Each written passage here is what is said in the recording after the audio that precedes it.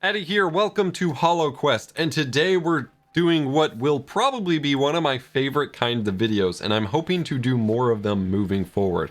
We are taking a look at someone's personal collection that they have given to me. This was from a friend from high school that saw one of my Facebook posts. Hello? We have right here a whole deck box, or a whole giant deck box. I always wanted one of these as a kid and never had them.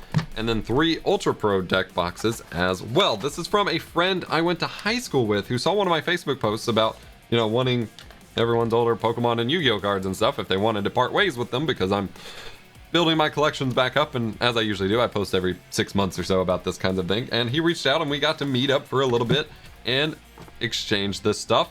And oh boy, there is so much in here. This is more cards in one box. Like I said, I've always wanted one of these boxes than I have really ever seen.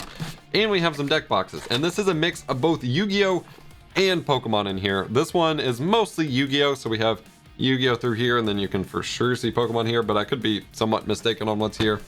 And this is mostly older stuff.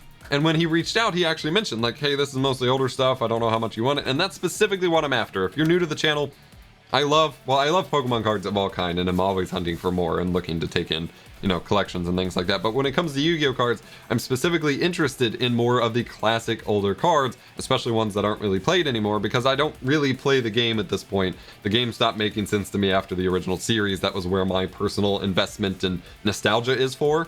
And so that's really kind of what I am after, is those older cards and older style of play.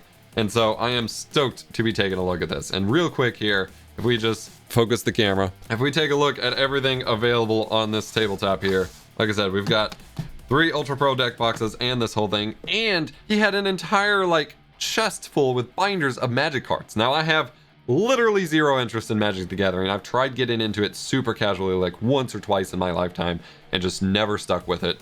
So I rejected those, said he should find another potential buyer or whatever for those. But for these, I am so incredibly stoked, because this is right up my alley. So first and foremost, let's take a look at this big O full chest, because I think, well, no, this is the big one. We should save this. Let's take a look at the little deck boxes first. So as I was told, these were originally organized as actual decks that he ran. So he has a Bujin deck, a Dragon deck, and a Battlin' Boxers deck, and would actually play the game, which is reasonable and normal. That's what normal people do.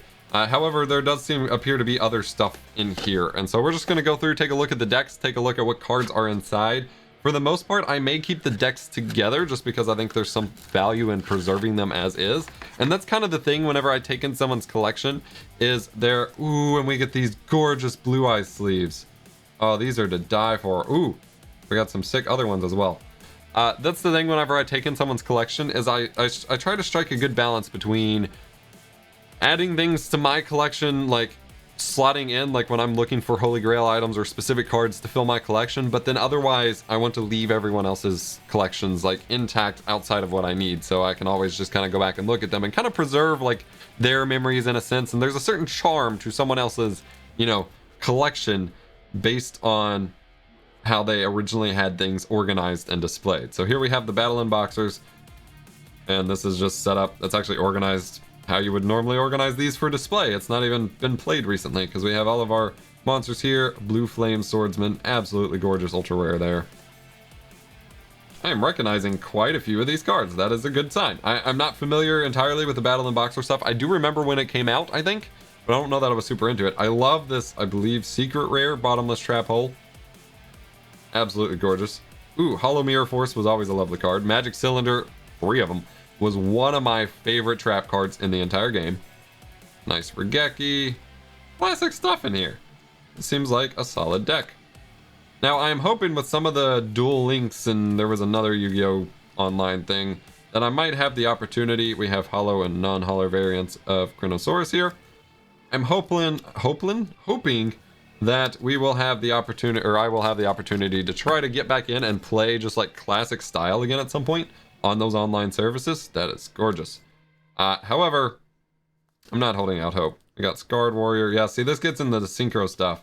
The XYZ stuff came out around my time. The Synchro stuff, I'm just I'm straight up Yugi out of the Random Wabuko with a, or I always said that wrong. Waboku, wrong, without a sleeve in here.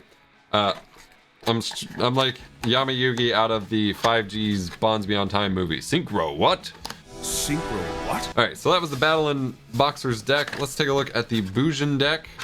This one is loaded. These have some classic playing orange sleeves, but we also get a stack of cards that's not in sleeves. I'm not certain if these were modifications to the decks or just cards added in. I'm thinking modifications to the deck that just hadn't been committed yet. In fact, we have an empty sleeve right here, so let's just sleeve this guy right here. 𝗵𝗲𝗿𝗲 Carnation. Whee! Take a look at the non-sleeve. Yeah, because these are like slotted in between sleeved cards. Ooh! Gorgeous tokens! I always loved the fun stuff they did with the token cards. Yeah, those are really pretty. I have some of the like 2016, 2017 promo ones of like Yugi and 𝗙𝗵𝗿𝗱 and stuff. They're always pretty cool. Alright, let's take a look at the rest of the deck here. Samsara, Dragon of Rebirth.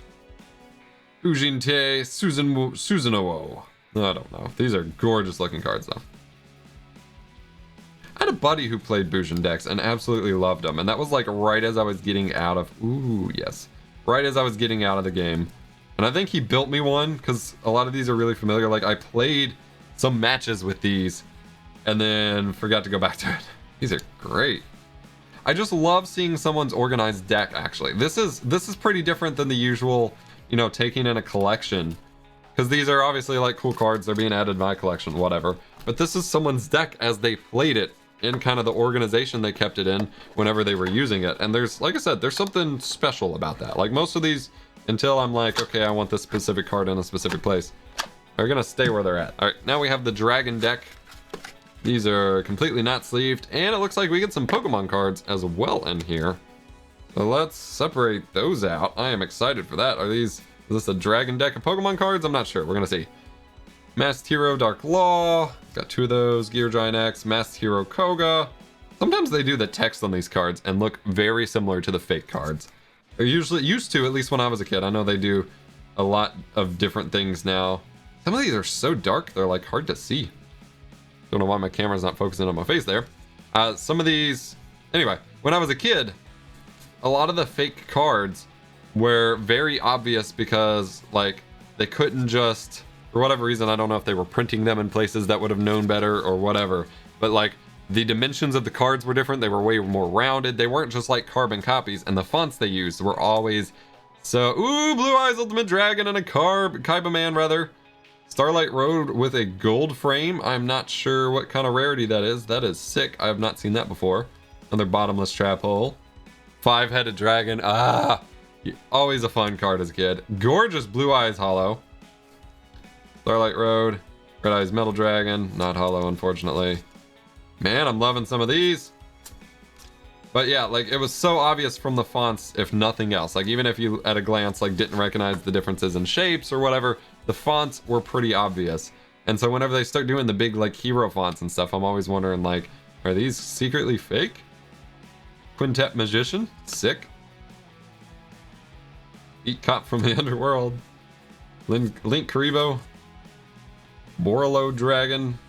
Zaborg, the Mega Monarch. Spell Power Mastery. Atlantean Dragons. Harpy Lady. Hell yeah. Nice Holo Harpies. Cyber Harpy. Another gorgeous five-headed dragon. Breakthrough Skill, that is awesome. DD Warrior Lady. Cyberjar. Block Golem. The Lego Monster. Alright, that was probably my favorite deck so far. And it's not even the one in sleeves. Alright, in terms of Pokemon cards in here, oh, that's not a dragon. So we've got, looks like base set Charmander, Fossil Tentacruel, Dark Hypno from Team Rocket, Dark Persian, Charmander from Team Rocket, Bulbasaur, Pidgey, Dark Jolteon. Oh, we got some hits here. Now these aren't in like mint PSA 10 condition, but I'm not here to resell cards. That's something that, like, I understand if you have like a Holy Grail card in your collection that you may want to get it PSA 10 graded. Also, if nothing else, just to have the grade case to protect your card. Ooh, Lieutenant Surge's Pikachu. One of my favorite Pikachus. Golem, Butterfree, Arcanine, Imposter... Oh! Holo Fossil! Hitmonlee! Ooh, that's getting sleeved right now. Holy cow. That's what I'm talking about. Hello, sleeve? These Shining Fate sleeves, man, are like... Apparently they made them more matte to be easier for play because the glossy ones stick together, but it makes the card harder to see because you literally have like translucent gunk in front of it, and they feel worse quality. Supposedly it's a step in the right direction, but whatever. That's a find though. That Fossil Hitmonlee is a good find. It wasn't a super rare card growing up. Like Hitmonlee was one of the more common holos you would see. It's still a sick one, and I don't know if I still had one because I know I traded it away at some point. Dark Golduck. So yeah, anyway. Ooh, classic base set 2 Pikachu. I understand wanting... I got teased. Charmander to Charmeleon. I was expecting to Charizard, but it's a sick Dark Primeape. Cyndaquil and Caterpie to round that off. So, like, I understand wanting to protect your cards and get the nice PSA 10 grade sleeve to protect your cards and, you know, treat them as the holy grail that they are for your collection. But unless you're selling your collection, like, unless your goal is to collect to sell, I don't understand the point of worrying about what your cards cost. Either you like them or you don't. So here we're gonna get rid of the face cam here and just kind of focus on this big O box. See what we have in store. I'm actually gonna stand up here because it's a little unwieldy. There is so much in here. So these were just his bulk cards. Stuff that weren't in his decks but part of his collection. So we're just gonna kind of go through some of these. I'm not gonna go through one by one the whole box, but I'm just gonna scan through for any sick looking ones or ones that I really recognize as being stuff that were some of my favorite cards, because I know some of these are going to be a little bit newer than I liked. Go Giant. But some of these are probably pretty cool as well. So I don't know about organization necessarily here. Looks like they are just kind of piled in here. I will keep the stacks in the order that I found them, however, just to be safe. Lots of traps. Back to monsters. Lady of D. I would assume all the really, like, rare and exciting ones were in the... Oh, I recognize Zombra the Dark. I'd assume all the real rare and exciting ones were probably left in the decks, and the rest were, you know, traded away or done whatever with. But this is quite the collection of cards. So, for those wondering... Ooh, nice holo.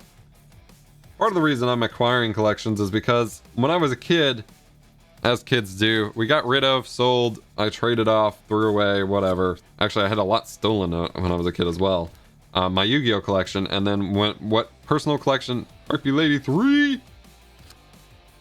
What personal collection I had left, which I was quite proud of, had a nice little binder and stuff of it. I sold off back in 2013 and have regretted it ever since. And so...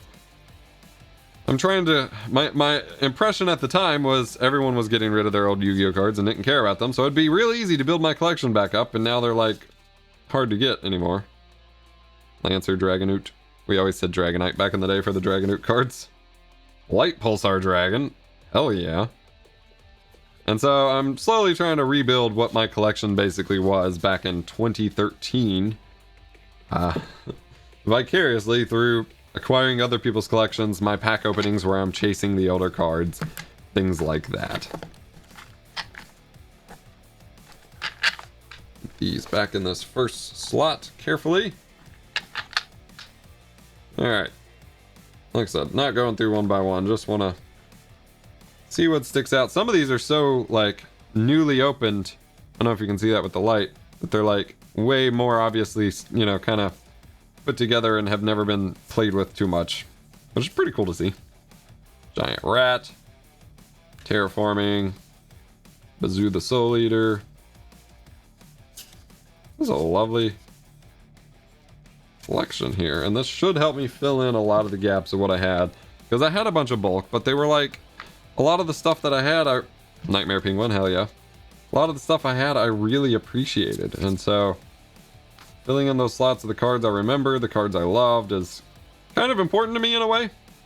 I know it seems probably pretty silly, but... Damn. Oh, 2 of them. Woo! Woo! And the classic Holo Lord of D. Alright, now we're getting to some sick holos. I say as we run out of holos again. That's fine. Alright.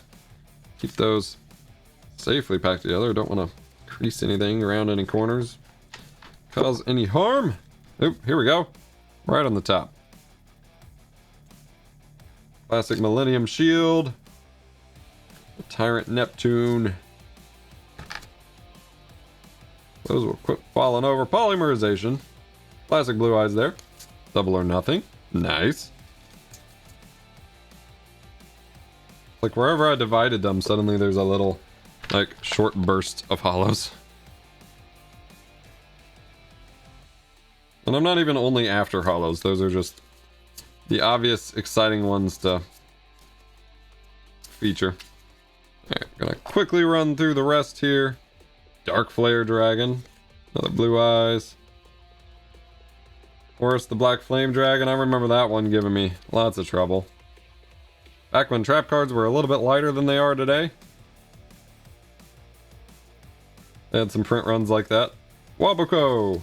Nope, I'm still saying it wrong. Ooh, tunes! Ooh, Excite. Another Aramage. So Pendulum, that looks amazing. Lefty Driver. Toon Dark Magician Girl. That's one of my favorites. I'm definitely going to get that put in a binder. Dark Magician Twin Burst. Decode Destruction. Shadow Construct, and then back to normals. Really cool stuff in here. Dragon Knight, or Dragonic Knight. Dimension Gate. Utopic. Odd Eyes Pendulum Dragon. I love that they just played on the X Eyes X Dragon, like, essentially meme for so many cards.